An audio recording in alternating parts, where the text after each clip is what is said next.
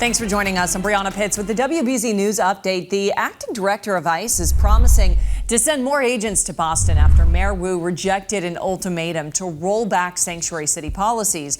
During an appearance on the Howie Carr Show, Todd Lyons said ICE will flood Boston with its presence.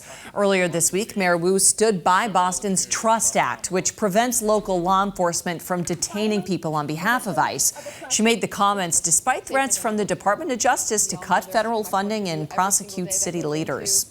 The MBTA is cracking down on fare evasion. Starting next month, specially trained workers called fare engagement representatives will be stationed at stops, making sure commuters pay for their ride.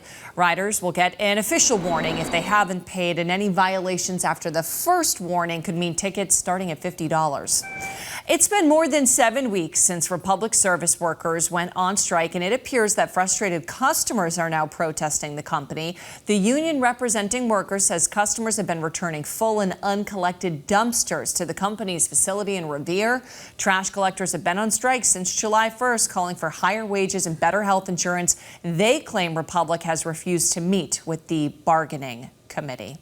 All right, we do want to get a check of that next weather forecast now. Of course, all eyes on Erin and her effects up the coast, Jason. Erin is actually going to be jogging away from the coast here, Breana, and then eventually running away once we get to the overnight and certainly by early Saturday morning. And that will allow for improving conditions as we head towards the weekend here. High surf advisory still in effect through tomorrow evening from the North Shore to the South Shore as well as the South Coast. Now, the major impact still remains high risk for rip currents in terms of the swimmers, as well as high swells for some of the boaters. So pay close attention to high tide over the next couple of days as Erin begins to pull away. We're actually going to get another advisory here this morning, 11 a.m. advisory after the 8 a.m. advisory, keeping it at a Category 1 storm. Pressure is also climbing, meaning that that storm system is actually losing strength. Here's our current rip current risk from the North Shore to the South Shore back towards the South Coast. You can see there, even including Block Island, high risk for rip currents.